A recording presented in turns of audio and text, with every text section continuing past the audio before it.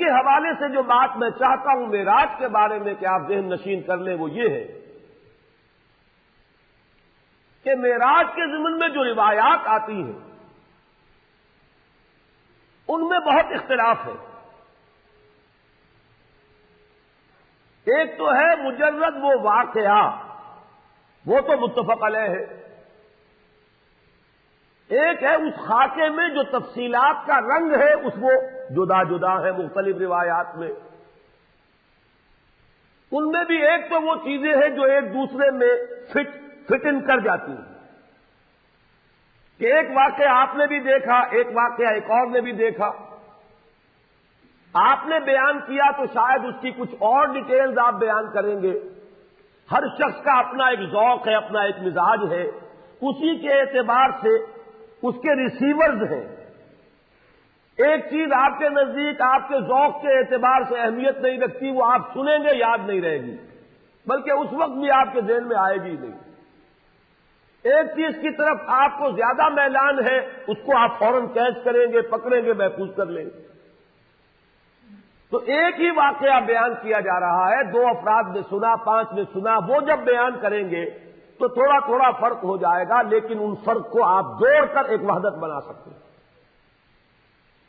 تو ایک تو ہے اختلاف اس نوعیت کا، اس میں تو کوئی کسی تعویل مزید کی کوئی ضرورت نہیں ہے.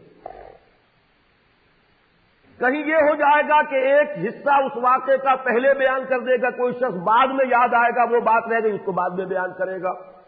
یہ تقدیم و تاخیر، یہ چیزیں بھی بالکل سمجھ میں آنے والی ہیں. عقل انسانی ان کو بآسانی جو ہے ریکنسائل کر سکتی ہے.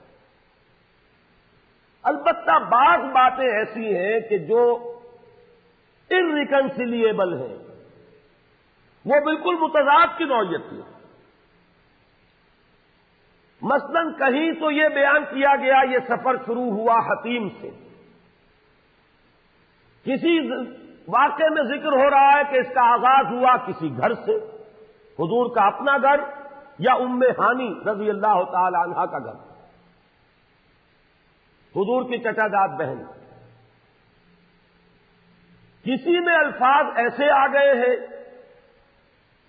آخر میں ذکر کیا ثم استيقظت، تو پھر میں جاگ گیا، جس سے خیال ہوتا ہے کہ یہ سارا معاملہ حالت خواب میں ہوا، نیند میں ہوا، اس لیے کہ استيقظت کے معنی کوئی اور نہیں ہو سکتے، تعویل ممکن نہیں.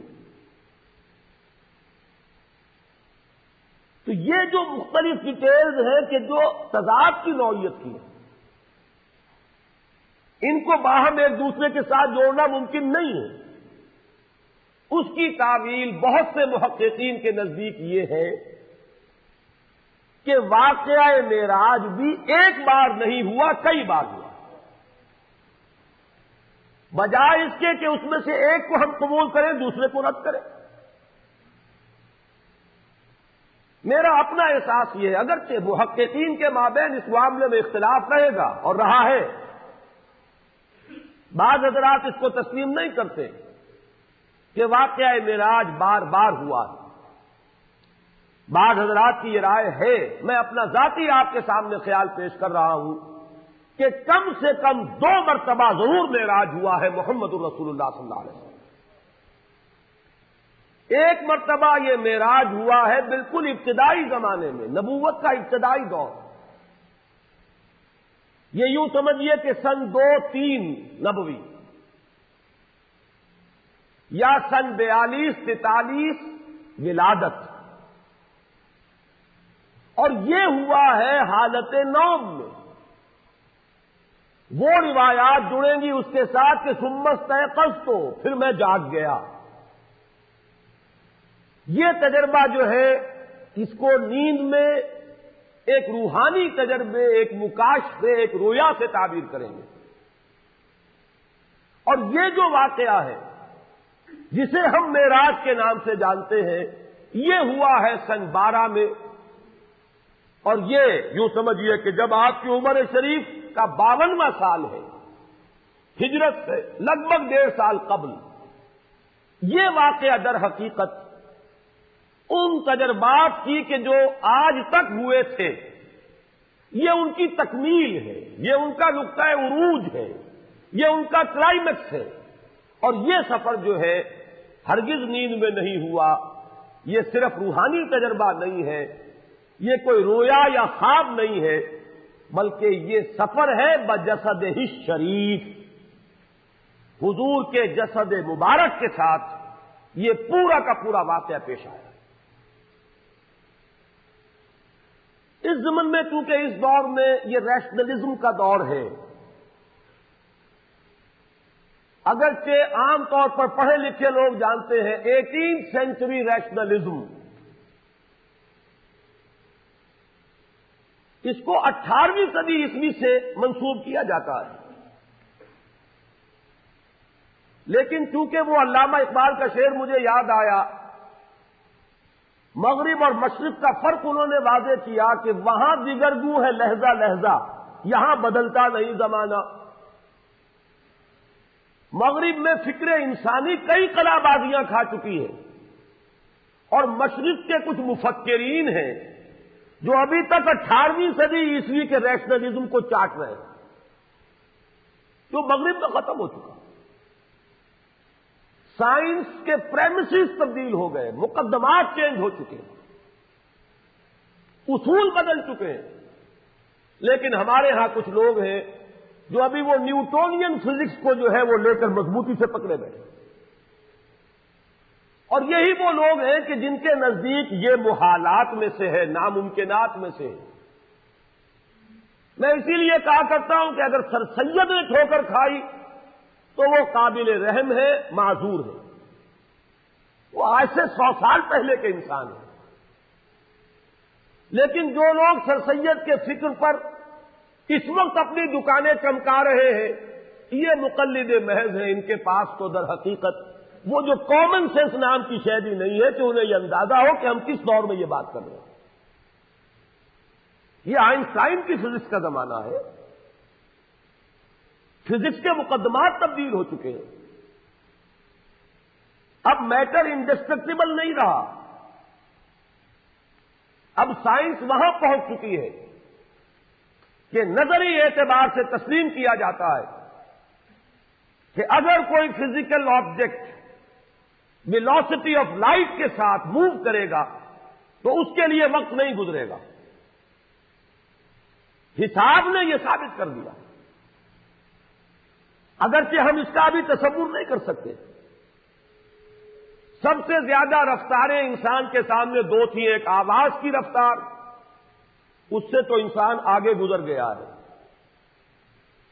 بندوق کی گولی پہلے جایا کرتی تھی آواز سے آگے، لگتی پہلے تھی، آواز بعد میں آتی تھی، لیکن اب تو سپر سونک جیٹس ہیں، آواز سے کہیں زیادہ ان کی اپنی رفتار ہے۔ اب صرف ایک رفتار رہ گئی ہے، ویلوسٹی آف لائٹ، وہاں تک پہنچنے کا کوئی تصور ابھی ہمیں حاصل نہیں ہے، لیکن ہم جانتے ہیں کہ ممکن ہے۔ وہ انسانی قدرت سے ممکن نہ ہو، اللہ کی قدرت سے ممکن ہے۔ وہ چاہے بالفعل ہمارے لیے ابھی اچیو کرنا اس کا ممکن نہ ہو، لیکن اب وہ بات عقل میں آتی ہے، حساب کتاب سے وہ بات برآمد ہو رہی ہے۔ صرف یہ فرق ہے انسانی قدرت اور اللہ کی قدرت کا، جس کی طرف اشارہ کر کے بات شروع کی گئی، سبحان الذی اسری بعبدہ، پاک ہے وہ ذات جو لے گئی اپنے بندے کو راتوں رات مسجد اقصی سے مسجد حرام سے مسجد اقصی تک۔ اگر یہ بات کسی انسان کی طرف منسوب ہوتی تو بات اور تھی، اگر یہ فعل حضور کی طرف منسوب ہوتا کہ حضور گئے تو بات اور تھی کہ میں آیا نہیں لایا گیا ہوں، حضور گئے نہیں لے جائے گئے ہیں، اور لے جانے والے وہ ذات ہے سبحان الذی اسری، وہ پاک ہے ہر عیب سے، ہر نقص سے، ہر ذوق سے، ہر کوتاہی سے، وہ منزہ ہے، اعلیٰ ہے، عرفہ ہے، بالا تر ہے، لہذا اس کی قدرت سے یہ ہرگز بعید نہیں کہ وہ اپنے بندے کو راتوں رات مسجد حرام سے مسجد اقصی اور پھر مسجد اقصی سے سدرۃ المنتہا تک لے جائے اور واپس لے آئے اور پھر مسجد حرام میں پہنچا دے۔ اور بعض روایات میں آتا ہے کہ وضو کا پانی ابھی بہ رہا تھا اور کنڈی جو ہے حضور کے مکان کی وہ ابھی ہل رہی تھی، معلوم ہوا وقت نہیں گزرا۔ یہ چیز جیسا کہ میں نے عرض کیا آج کا جو ذہن ہے اس کے لیے یہ اب ناقابل قیاس، ناقابل یقین نہیں رہی۔ سبحان الذی اسری بعبدہ۔ دوسری قابل توجہ بات ہے لفظ عبد۔ ایک اس پہلو سے کہ عبد کا اطلاق صرف روح پر نہیں ہوگا، روح اور جسد دونوں پر ہوگا۔ عبد تو ہم ہیں، صرف روح کو عبد نہیں کہا جائے گا۔ روح کی حقیقت کو تو خیر ہم اپنی روح کی حقیقت کو نہیں سمجھ سکتے، تو روح محمدی صلی اللہ علیہ وسلم کی حقیقت کو کیا سمجھیں گے؟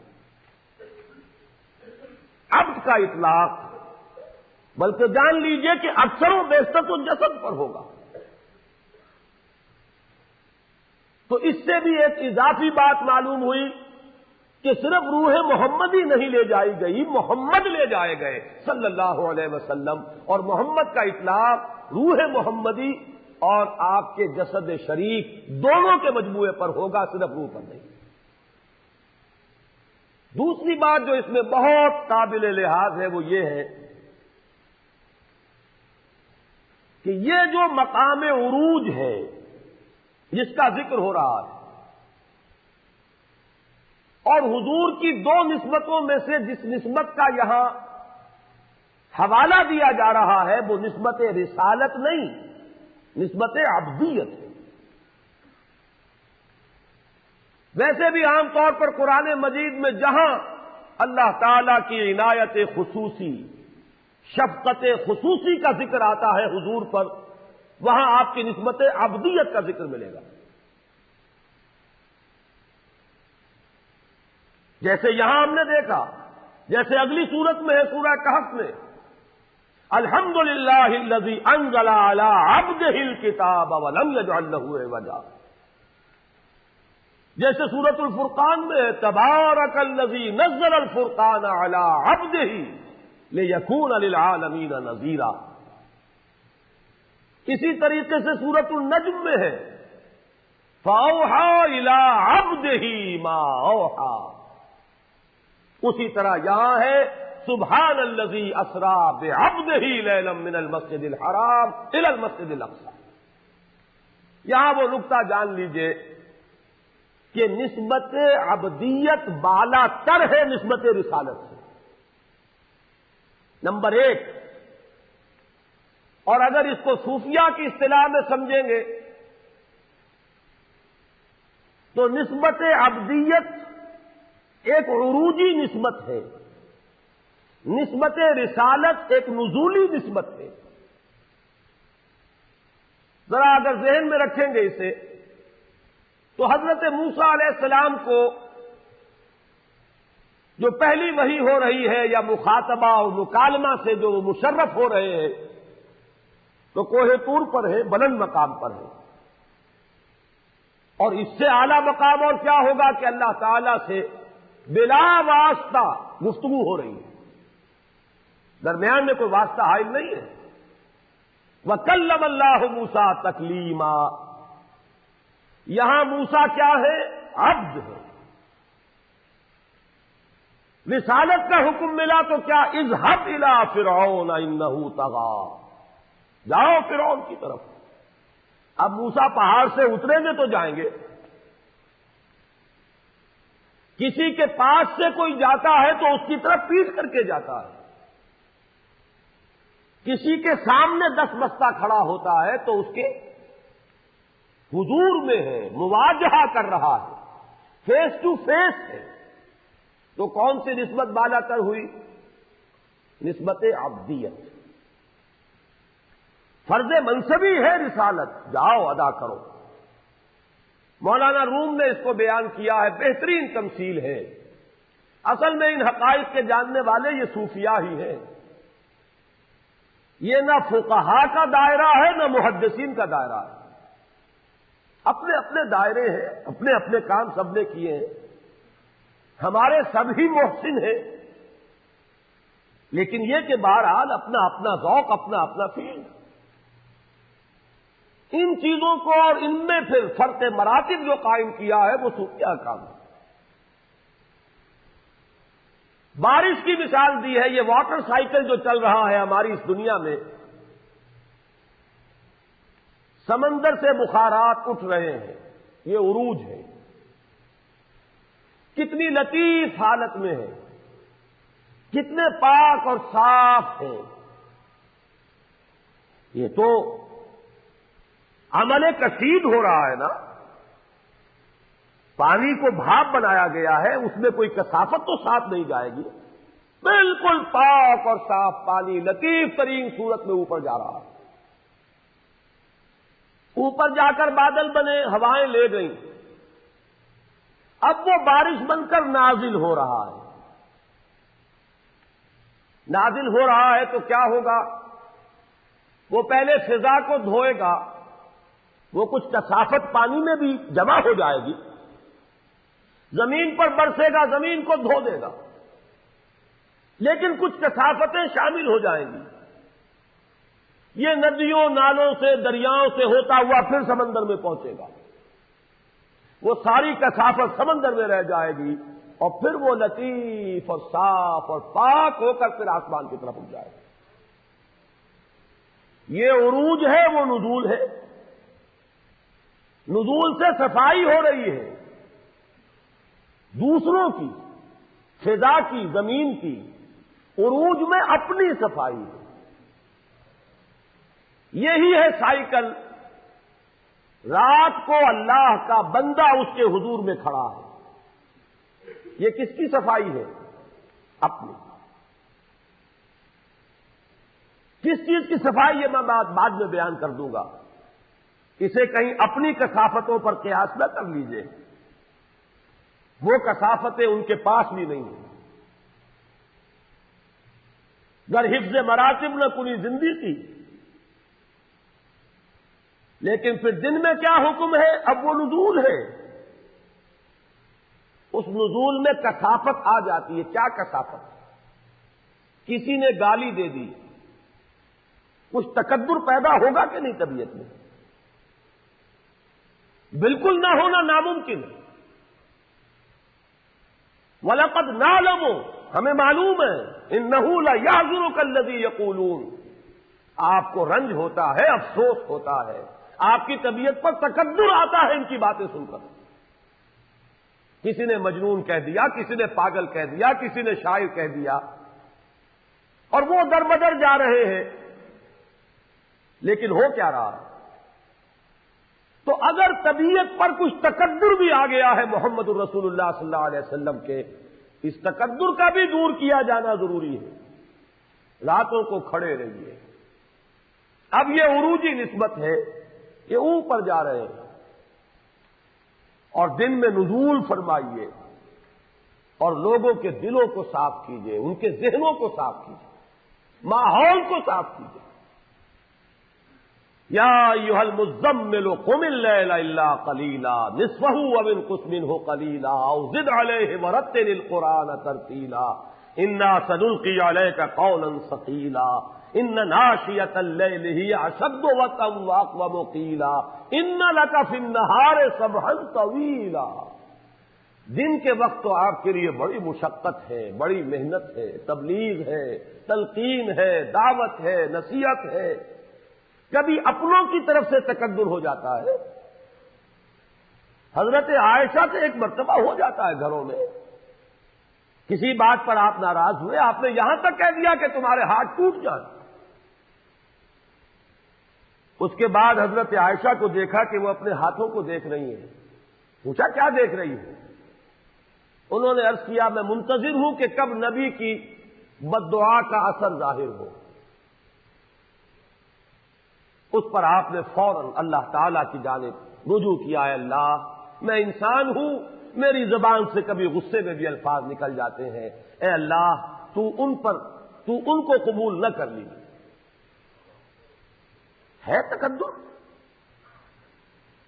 غزوہ احد میں تکبر طبیعت میں ہوا تو ہے. کیف یہدی اللہ قوما خذبوا وجہ نبیہم بالدم. اللہ اس قوم کو کیسے ہدایت دے گا جس نے اپنے نبی کے چہرے کو لہو لہان کر دیا، رنگ دیا خون سے؟ تکبر تو ہوا ہے.